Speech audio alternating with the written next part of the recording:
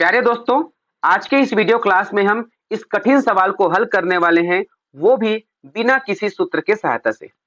आपको बता दें कि जब भी परीक्षा में इस प्रकार से प्रश्न पूछे जाते हैं, तो अधिकांश विद्यार्थी जो है सूत्र का सहारा लेते हैं और यदि वह किसी कारण से सूत्र को भूल गए, तो ऐसे सवालों को हल करने के लिए वो काफी कठिनाई का सामना करते हैं।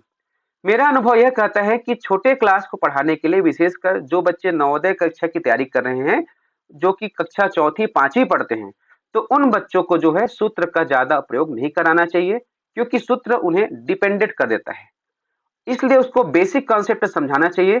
जिस विद्यार्थी का बेसिक कॉन्सेप्ट बहुत स्ट्रांग हो जाता है, वो किसी भी प्रकार के सवाल को बड़ी आसानी के साथ बना लेते हैं और यही हमारी कोशिश रहती है। हमारे उज्जवल लक्ष्य यूट्यूब चैनल में जो भी वीडियो आते हैं, उसमें यही कोशिश रहता है कि बच्चों का बेसिक कॉन्सेप्ट बहुत ही स्ट्रांग हो।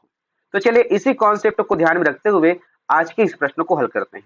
बच्चों, आपको बता दें, ये जो प्रश्न है लाभ हानि प्रतिशत वाले पाठ का है और इस पाठ का हमने कंप्लीट वीडियो बना दिया है।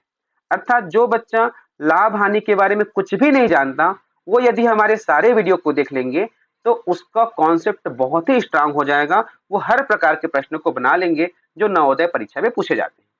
उन सभी वीडियो को आपको अवश्य देखना चाहिए।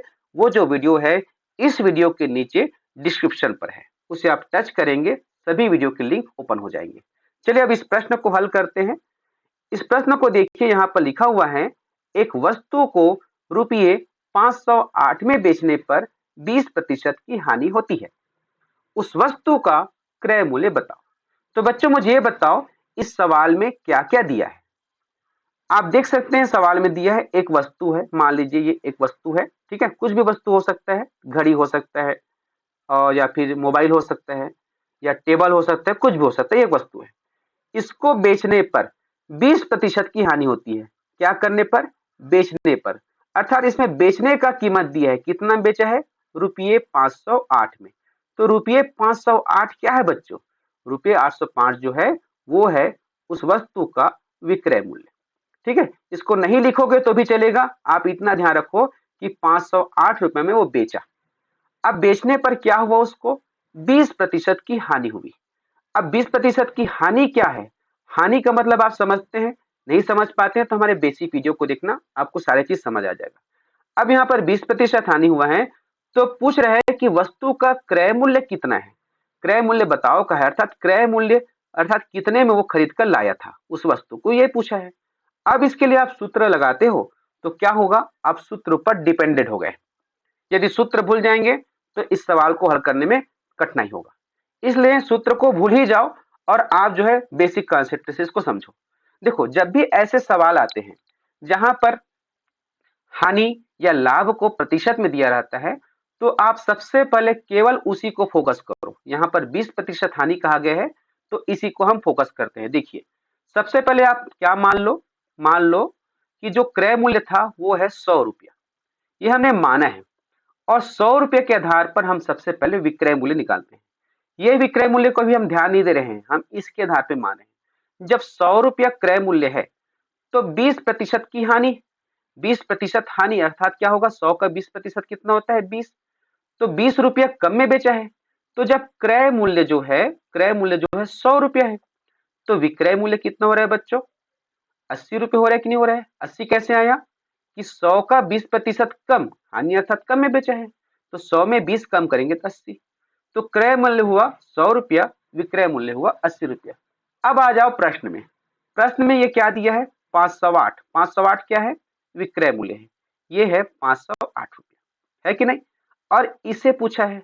तो अब आप ध्यान रखो कि जब आपने एक एक नियम पढ़ा, प्रतिशत का कॉन्सेप्ट पढ़ा, तो इसी प्रकार से बहुत सारे फ्रेम का हमने यूज किया। अब इसमें देखो, ये दिया है, ये भी दिया है, ये दिया है, ये पूछा है। अर्थात हमको क्या करना है? जो पूछा है उसे राइट साइड रखना है और इसको जमाना है। किसको जमाना है? इस आधार को। इसके आधार पे निकलेगा, तो इसको हमको जमाना है। ये राइट साइड होगा, अर्थात ये भी राइट साइड होगा। तो इसको कैसे जमाएंगे? जब 80 रुपया विक्रय मूल्य है, तो क्रय मूल्य, जब 80 रुपया विक्रय मूल्य है ना, तो क्रय मूल्य कितना है? 100 रुपया।